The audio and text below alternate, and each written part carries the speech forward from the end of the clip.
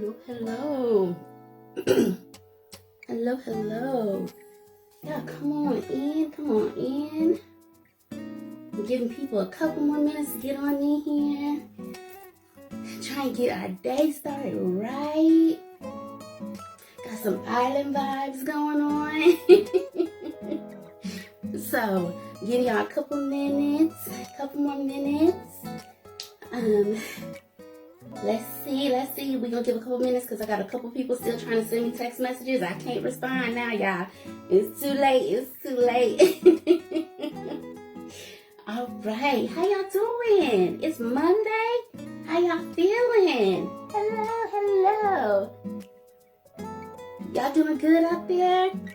Good. All right. I know that we are 3 minutes past the hour of 8. So good evening, and welcome to Real Resilient Conversations. Woo woo! Hello to my double RCC, my Real Resilient Committee. How y'all doing? How y'all feeling? It is another wonderful Monday, and I am so happy that you took the time out on your Monday evening to spend it with me.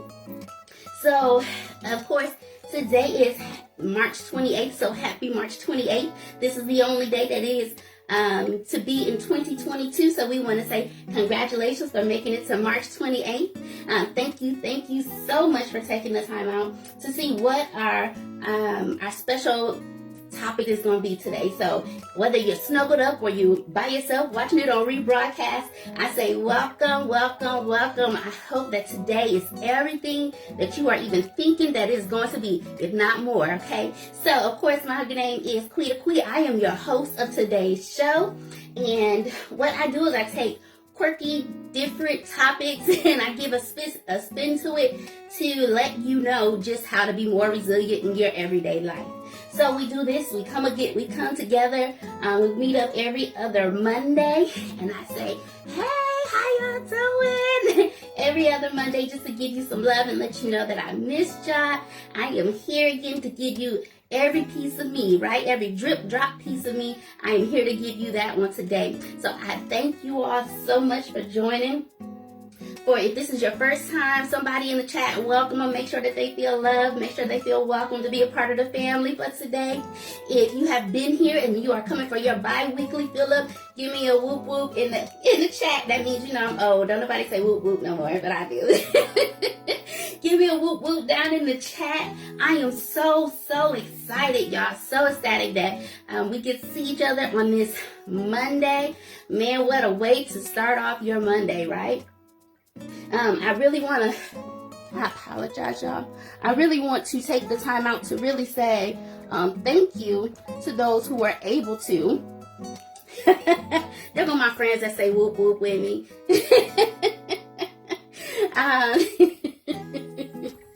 So what I want to do is really take the time out to look at and really appreciate the people that take the time out of their days to say, hey, Quita, we really want to love on the people that you love on because you all do give of your time, and time is precious. It is the one thing that we can never replenish. We can never give back enough of, right?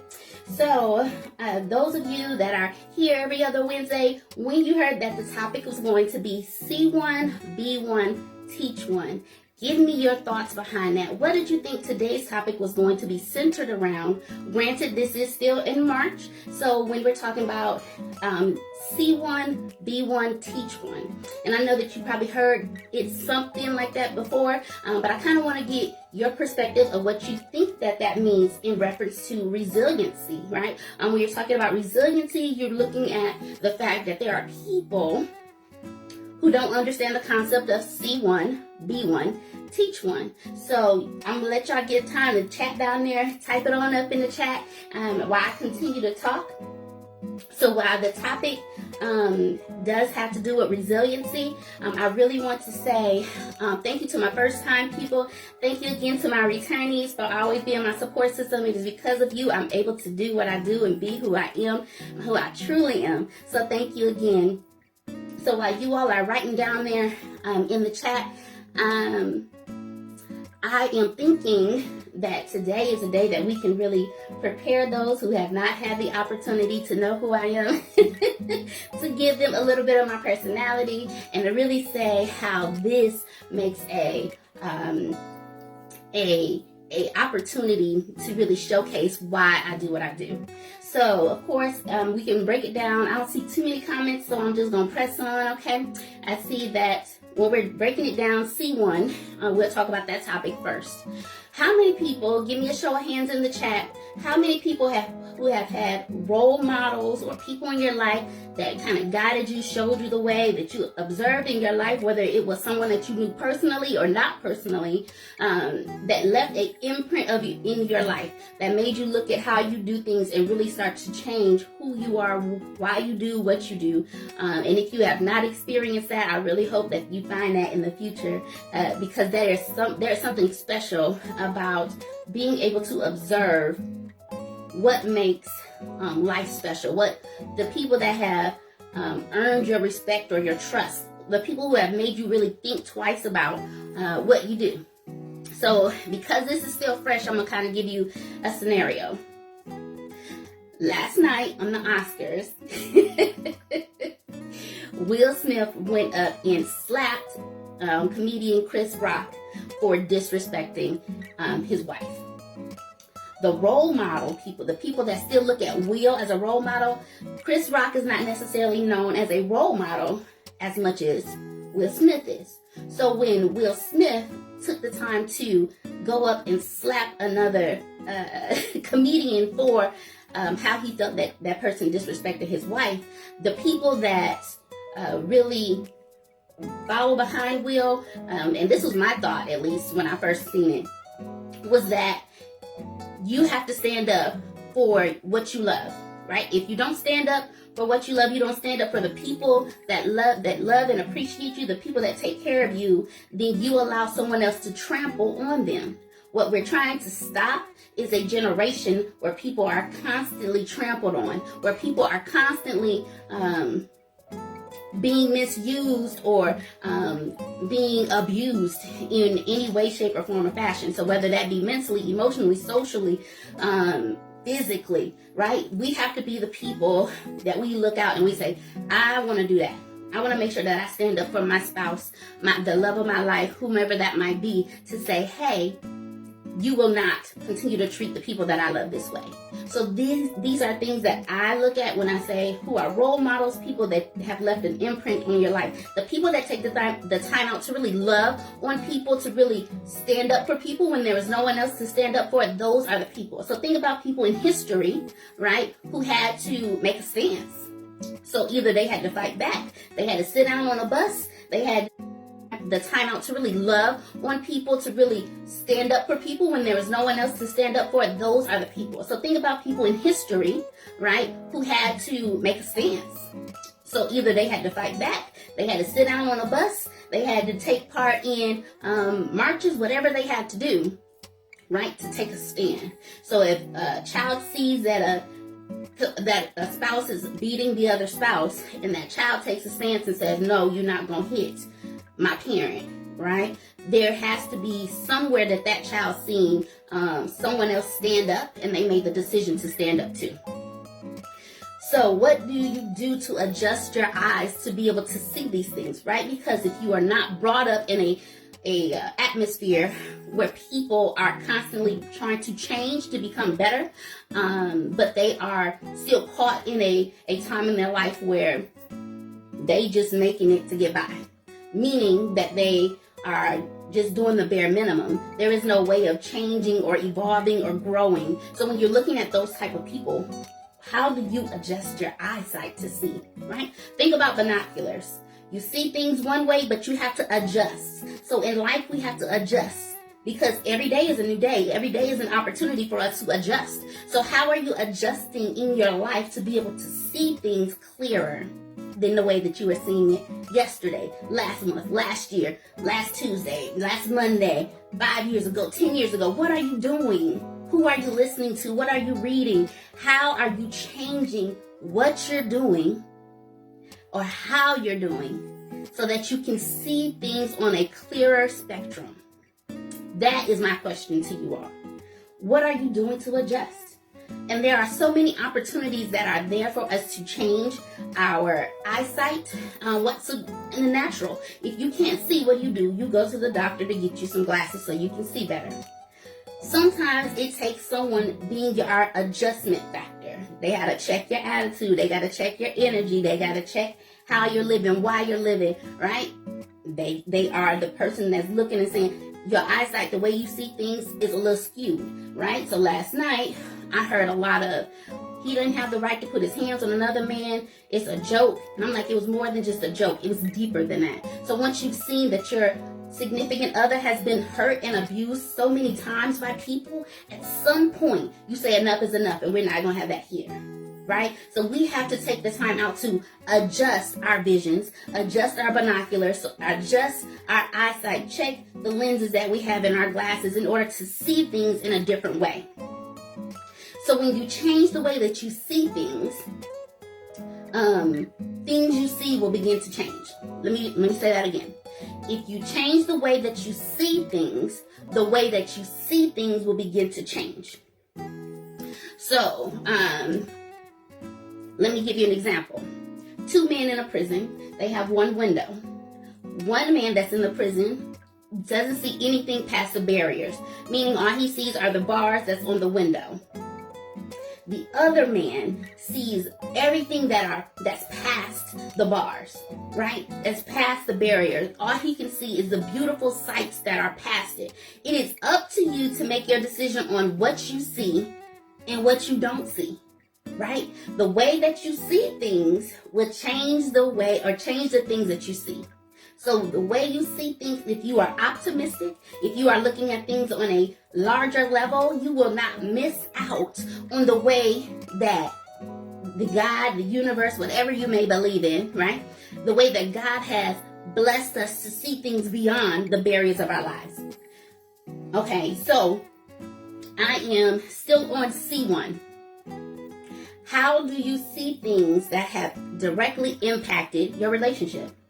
What are the things that you have seen, right, that you have noticed in your life, that you have been a part of in your life that has changed the way that you see things, right? Was there someone who showed you that you might have a selfish spirit? Was there someone that said, you don't give me enough time, enough affection? And with that information, what do you do with that information? Once you've seen, your eyes have been opened to be able to see things. You can't walk around with your eyes closed. Then what happened? You make the mistake of running into things that you didn't intend on running into. That also includes running into people that you didn't intend to, right? I was listening to a inspirational quote today.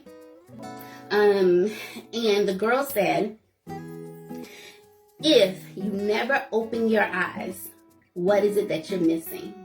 So for us, we have to be willing to be exposed to how we have settled in on these activities, settled in on the things that have made us who we are, how we are, and the things that we can do to become better, right? So we have to, you got to think about it. When you can't see things, now you have to utilize other aspects that are available to you. So now, instead of you just seeing with your physical eyes, if you are a blind man or woman, you would have to feel, you would have to smell, you would have to listen, you would have to sense the vibrations.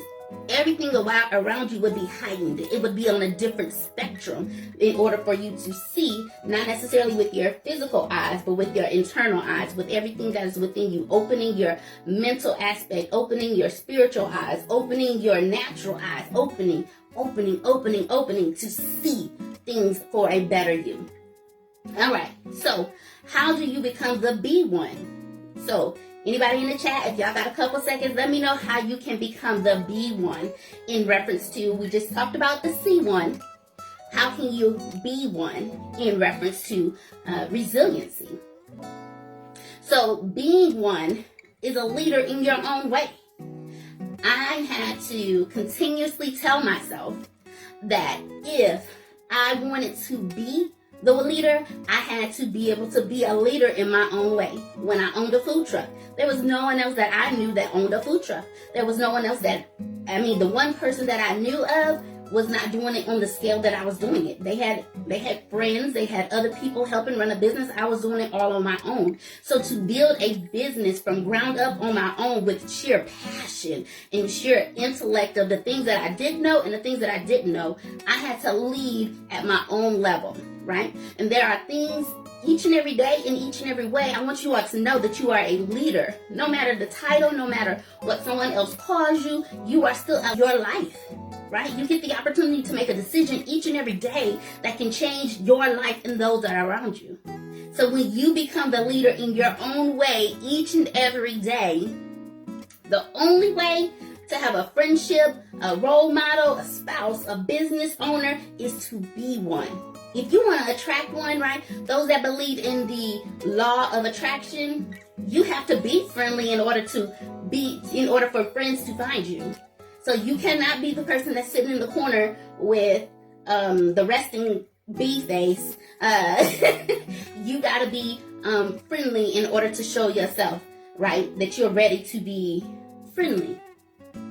I realize that I am one of those overly social people that most people are like, she is too giddy all the time. I can't stand it. That's fine. It is not for you. However, those that it is meant for, I am all about it, baby. I am all for it, right? So how do you become a leader? What type of leader are you? All of that comes when you start to see things, make the change, adjust to how you lead and what you lead. That will be the thing that changes the type of leader that you are. That will change the type of leader that you may have started out being a dictator type of leadership, and you realize that that is not who you are. That is what you learned. That's what you've seen. However, you realize that's not necessarily you. So now that what you've seen no longer fits who you are, you release that and you look to the others around you. You look to the other options that are around you that can help you to see who you really are, right? I had to learn a lot about what type of leader I am. I am the type of leader that's going to empower you to make the decision. I'm going to empower you to make the mistakes. And then once you make the mistakes, I'm going to come behind you and say, this is what we could have done different to avoid this from happening. However, I wanted you to make the mistake, right? Because there's a lesson in the mistake. I want you to be able to identify what it is that got you to this place. So now you know what not to do again to get you down that path. I know that every leader is not working and not in that realm, so to speak. Everybody leads differently. However, what works for me may not work for you. And I realize I have to change my leadership style depending on the person or the people that I am leading. Right? There are times when I have to be very strict and this is what you're going to do. There's no time for me to explain it to you. There is no time for me to explain it to you. However, you have to do what I need you to do right now. We'll talk about it on a later time. There are times that I have to be that type of leader. What are you doing to change the minds of others around you, inspire others, create positive change? There's enough negativity in the world. It is up to us, each of us individually as our own leader. It is up to us to change the environment that we're in. Granted, I grew up in Flint, Michigan and Fayetteville, North Carolina. Two totally different spectrums, right? When I grew up in Flint, Michigan, it was survival mode. You didn't have time to really guess. When I moved to Fayetteville, there was still a little bit of survival mode. I didn't have time to figure out what type of leader I was. I was just seeing what everybody else was doing to survive, and that's what I was going off of. I was just thinking about what I seen in movies in order to survive, and that's what I was going off of. I was seeing what I needed to do to protect my sibling, right, in order for us to still make it to the next day. I was going off of what I seen other people do, not necessarily what I knew, because I didn't know anything at that time. As a leader, you will realize there are a lot of things that you do not know. That does not make you a bad leader. That makes you an inexperienced leader. Yet you are still a leader in the things that you do know, but you don't know. So it is up to you to say, what can I do to change the world that is around me? Because there's enough evil more than you know of, right? We don't need to add to that negativity. With resiliency, we are looking at how can we bounce back from the things that are negative in our lives and bounce forward and be able to bring somebody with us. So I'm not going to leave you down in the dumps. I'm going to take you up with me, right? Being one with yourself means that you understand your strengths, your challenges. Notice I didn't say weaknesses, right? They're just simply challenges that we have not learned to overcome yet. Your strengths, your challenges, your growths, and your losses. When you lose something, it's not necessarily a bad thing. You lose something in order to gain something better or greater on a larger scale. What you do with what you gain on that larger scale can make or break the type of leader that you are. What we need to be when it's time to be one, we need to be a warrior. We need to be the ninja. We need to be whole. We need to be consistent. We need to be able to realize the power that dwells within us. We have power, y'all. And it first starts with the tongue. So then your power that dwells within you, it is up to you to make the change. I cannot specify that enough. Realize your power and accept who you are. Accept that you got flaws and all. Accept that you're not perfect. Accept that you make decisions that other people may or may not agree with. Accept them and learn from them. Learn to either keep them people in your line of sight or to keep on pushing and move them off to the side. Let them fall where they may. There are times where people, your family is not necessarily your bloodline. Your family is those who have shown themselves to be they're rooted and grounded, those that have been supportive when you needed it, those that have been there to necessarily pick you up when everyone is pushing you down, right? I know that everybody's family situation is not set up like mine, and I am knowledgeable of that. So I am very keen to the fact that there are some people who don't mess with their family at all. I talk to my family every day, whether it's my mother, or my sister, or my aunt, my cousin, my whoever, my uncle, my aunts and uncles and cousins on my dad's side, whoever. There's at least someone in my family that I end up speaking to daily because that is important to me, right? So when it comes to teaching one, actually, teach one, reach one is an old African proverb. Never even knew that. However, it gave you the knowledge, meaning that what you learn, it is your responsibility to teach someone else. It is when I opened up the food truck, there was someone else who decided to start their catering business. All I could do is say, this is what I did, this is how I marketed, this is who I went to, this is the things that I tried to do. All I did was teach them what I knew, and then they took what I gave them. And then either they said, I want to take some of this, I'll take some of this from over here that I know somebody else did, some of this from over here somebody else did, and then they made it their own. And then they go on to teach the next person on how to be a better them. The best you is the one that is teaching the next you, right? So the next you is someone who is trying to go down the same path you're going down or that you've already been down, right?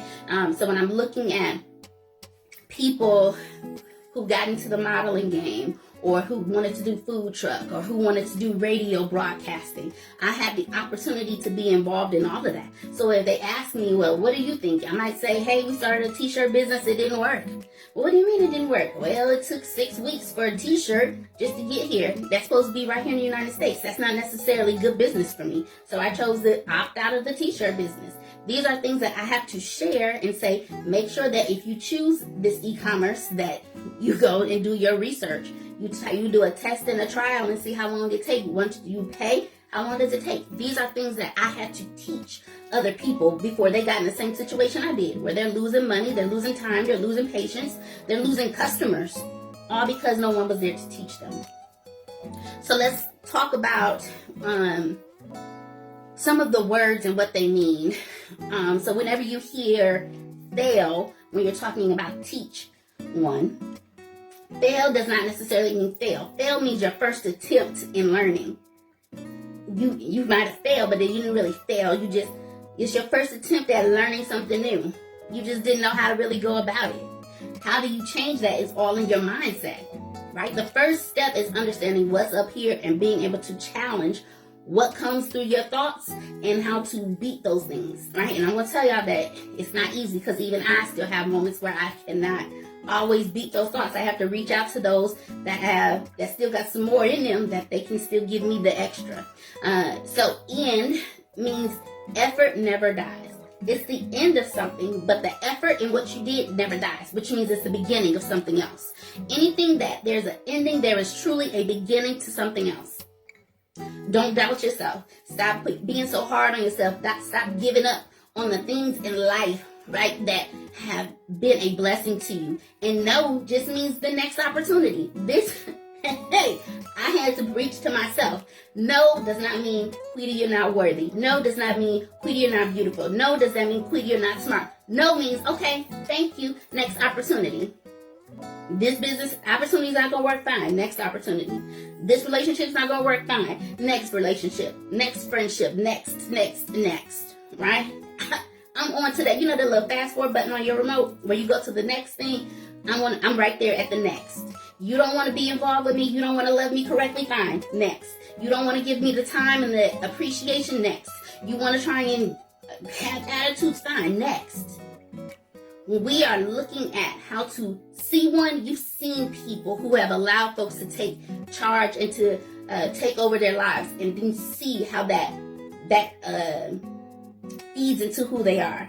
Either it takes away or they become less than. You have the opportunity to change that. When you become the strong one, you become the one, you're able to acknowledge it, see it, become better, and bring somebody up with you as you go on to teach them. Okay? Be the one who people look at to make their lives better just because you're in it. Let me slow that down. Be the person that people look to just because you being a part of their lives makes it so much better because you're in it. Sometimes that is a blessing and a curse. And the reason I say that is empaths will give up everything that they have and then will lose out on what they need, right? And if they need a break, they need not to be in relationships, they need not to be involved with anybody at that moment because there's too much on them. They have to learn how to say the teaching is in the no. So the next opportunity that I am available, I'll make sure and come to you. The no, meaning that right now I just don't have any more to give out, so I can only give you what I have. And right now that is very little. So I have to reserve that for me, right? Be there when people need you, but also be there in a sense of saying, I cannot be there physically. Let me pray for you. Let me pray with you. And then we'll jump back into how I can get you where you need to be momentarily, right? Map out the skills and the concepts necessary to help others learn, right? Learn what they need to do to see better. Learn what they need to do to be better. Make it personal because everybody's not the same, right? Just like when we learn, people learn differently. When you are helping someone to learn, when you help one person, you help everyone. Meaning because they're going to tell someone else, they're going to tell someone else, they're going to help someone else, and they're going to say, where do you find that out at? Oh, I was watching this, this girl, Quita or something like that. She got this resiliency show, and I just watched it, and she said something that made me think about it. You have helped more than just that one person. That one person is going to remember something you said, they're going to take it back, right? When you help one person, you help everyone. However, everyone learns differently, and everyone teaches differently.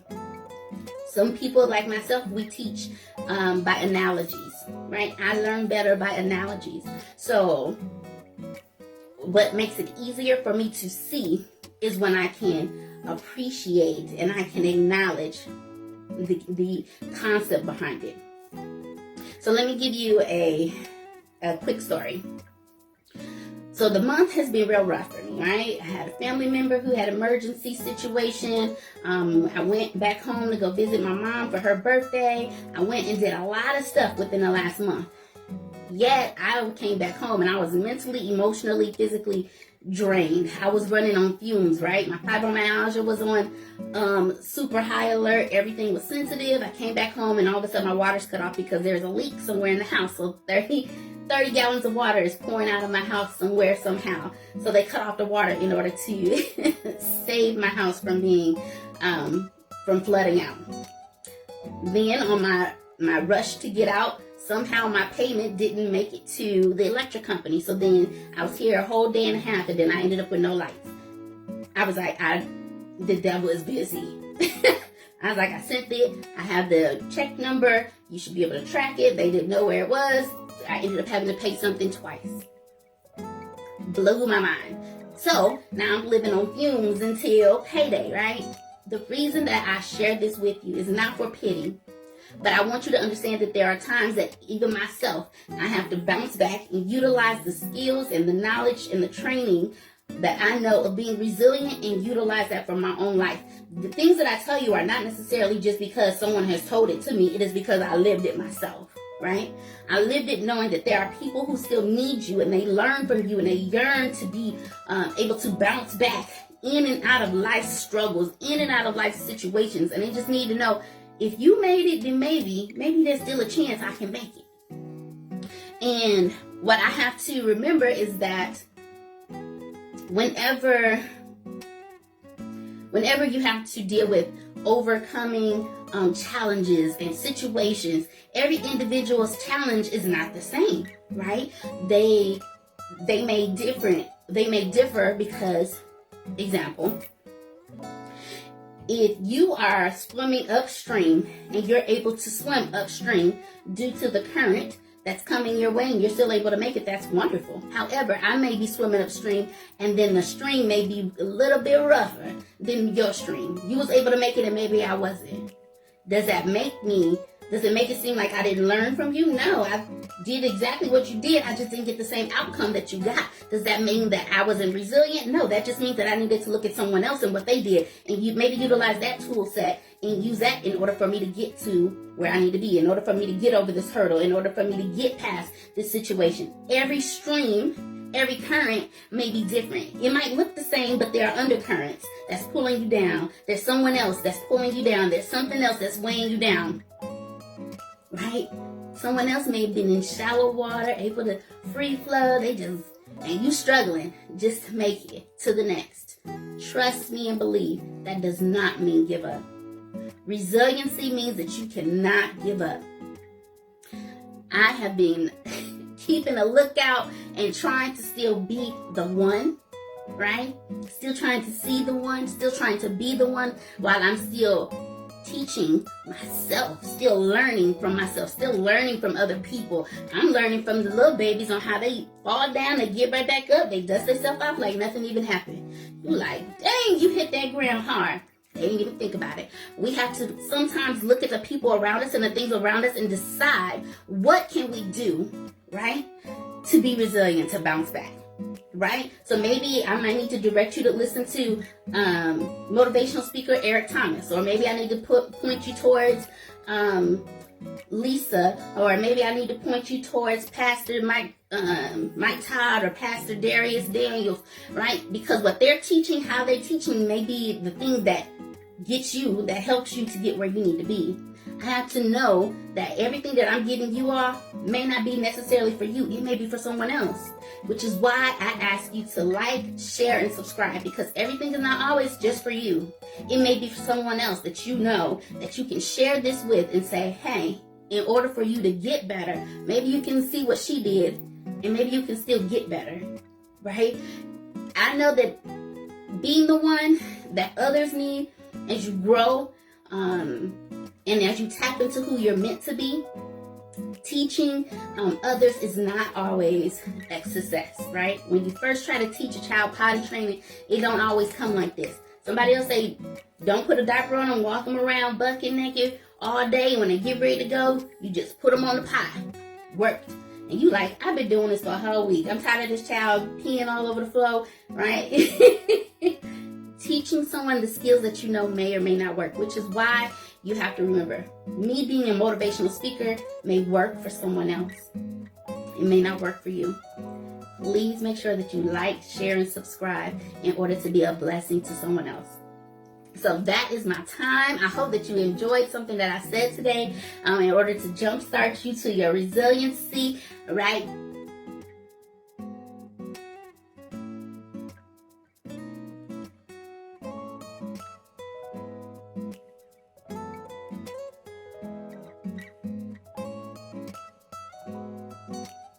So maybe I might need to direct you to listen to